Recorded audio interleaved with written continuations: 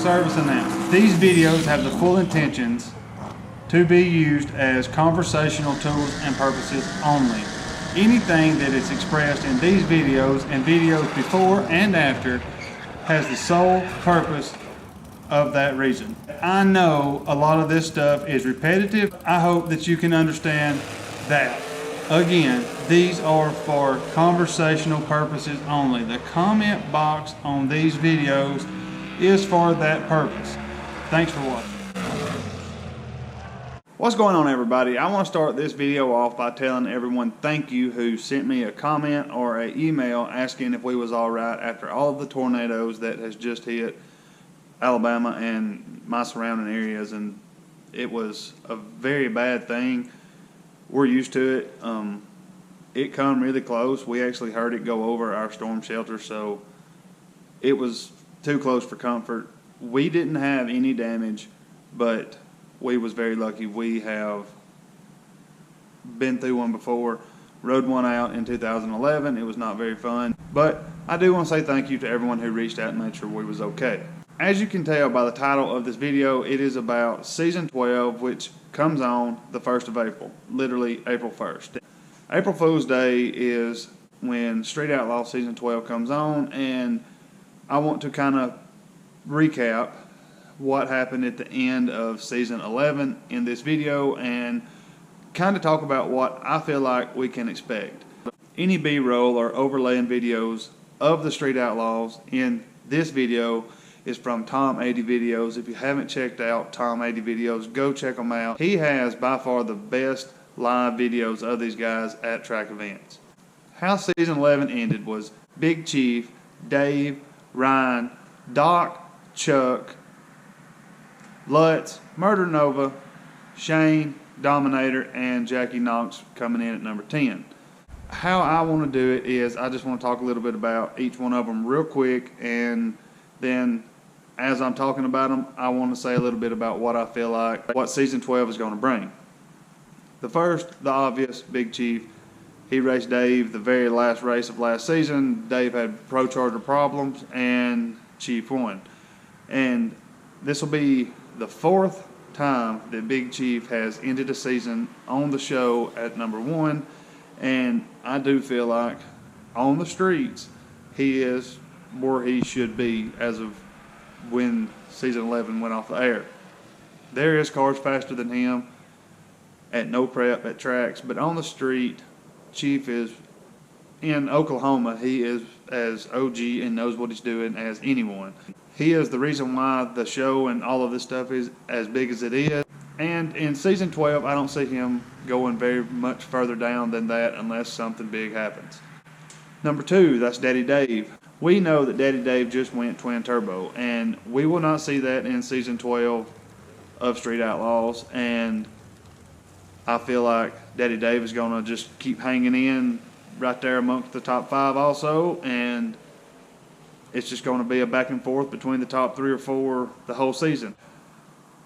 Season 13, when he gets twin turbos, Daddy Dave's, learning time will be very, very short, if any, and he will progress, and I feel like he will be the number 1 car at the end of next season. The next one is Ryan. Ryan Martin has a call out on Dave for the very first episode of Season 12, and the way things are going with Dave and his Pro Charger, he couldn't keep it together toward the end of the season, and I do feel like Ryan Martin will take that number 2 spot. Ryan Martin will be number 1 in Season 12. He always is number 1 at some point during the season, and I don't think this season is going to be any different whatsoever. The fastest car on the list, undoubtedly anywhere, and he is always going to be a number 1 contender for the list in any race that he goes to. Number 4 is probably the biggest shocker out of all of them, and that's Doc. Doc weaseled his way all the way up to number 4. As we know, the last car that is running nitrous. He does by far have the biggest cubic inch motor on the show, 959 cubic inch, I want to say, 4 or 5 kits. You can go to anywhere, any of Doc's social media, anything he ever posts on anything, and the first 10 comments, there's going to be at least 7 that ask when he's going to go twin turbo. I really don't know if Doc has it in him to go twin turbo. I would like to see it. I would like to see Doc drop that cubic inch way down, go twin turbo, and be a big contender, be a heavy hitter for the stuff. Doc can drive. Doc has the street smarts. He has the smarts even on no prep to do better. But as you have seen in no prep kings and everything that has happened, nitrous is just not the way to go. The way they're racing anymore. Pro Charger or twins is the only way you're going to stay consistently competitive on any of these shows. Number 5, and that is Chuck. Chuck's car's fast. There's a lot of people that don't like Chuck. Chuck can drive that car. And Chuck has been having a lot of what I would say dumb problems. I feel like Chuck should have been able to keep his stuff together, especially if he is going to claim to know as much as he knows and be as good as he is. If he would be able to keep his car together and running consistent like the rest of the guys, he would be a force anywhere. But stupid problems is what dropped him down to number 5 last season, and if he does not fix the problems that he's having, that will not change, and he will just bounce around like he's done the past couple of seasons. The next one is Jeff Lutz. Jeff Lutz got a handle on that car very, very good during No Prep Kings, and I feel like he is going to be, a top 5 car for a while. That car is extremely fast. He can drive it, and I don't see him dropping down below 5 unless something happens in season 12. The next one I'm talking about is by far one of the favorites, and that's Murder Nova, and the new Murder Nova.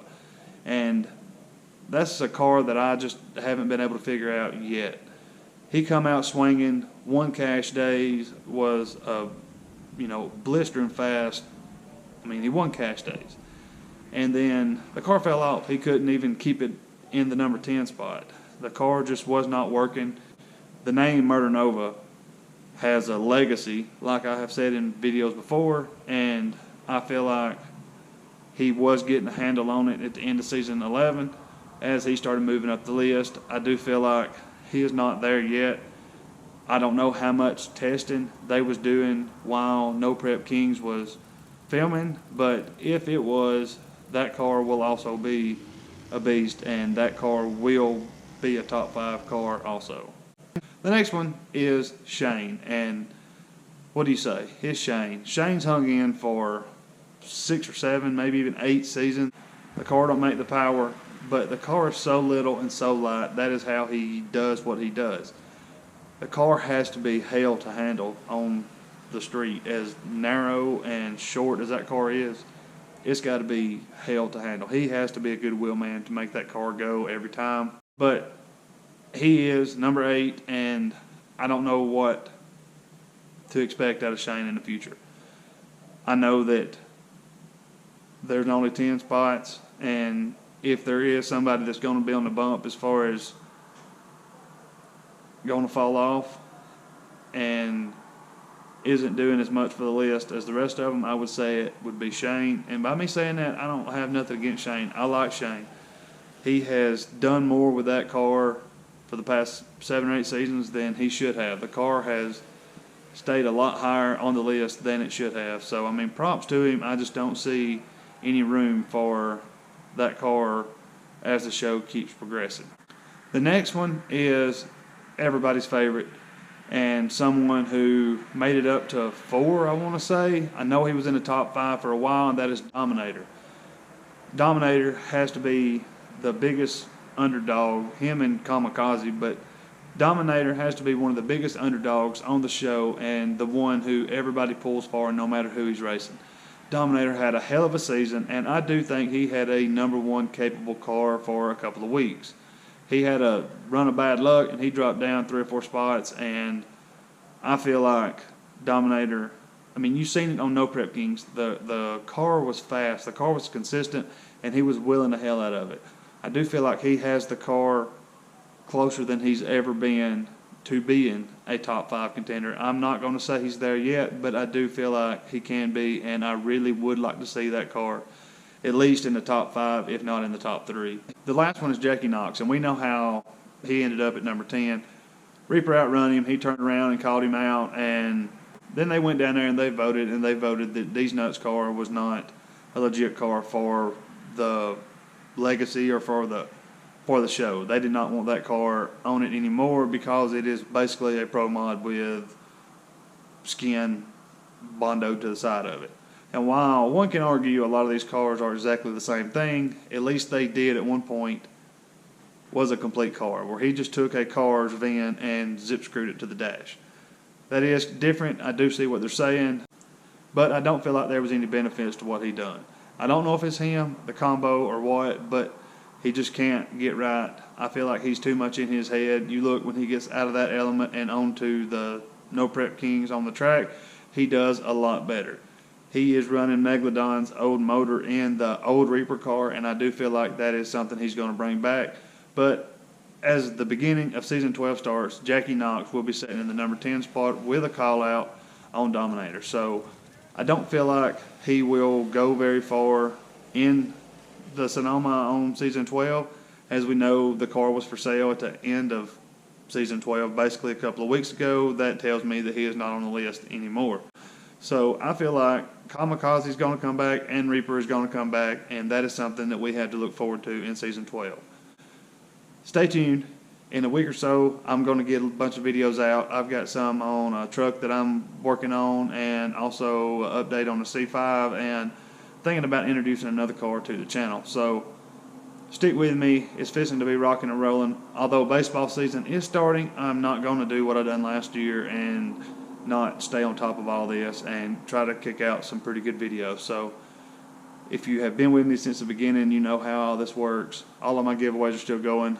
$500 when I hit 50,000 subscribers. I am over 40,000, 10 more thousand. I know that there's a lot of people that's watching that are not subscribed. So if you are not subscribed and you have made it this far into this video, hit the subscribe button to be entered to win $500. $50 goes to the P.O. box. I have a few things right now that people have sent, and I'm going to wait till I get 5 or 6 of them to where I can do them all at one time. And that's it, guys. Thanks for watching, and Godspeed. I will see you in the next video.